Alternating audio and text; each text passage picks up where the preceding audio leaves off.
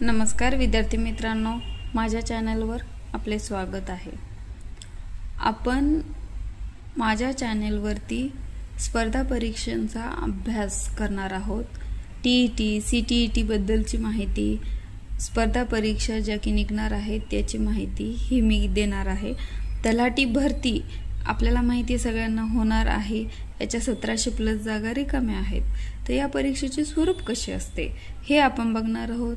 पहिला विषय असतो मराठी, इंग्रजी, गणित, बुद्धिमत्ता व सामान्य ज्ञान असे चार विषय असतात।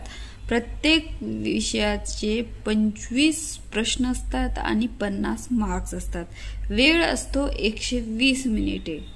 ही परीक्षा IBPS घेऊ शकते, MPSC घेऊ शकते किंवा मग TCS घेऊ शकते। हे अद्याप क्लिअर झालेलं नाहीये की ही परीक्षा कोण घेईल ते।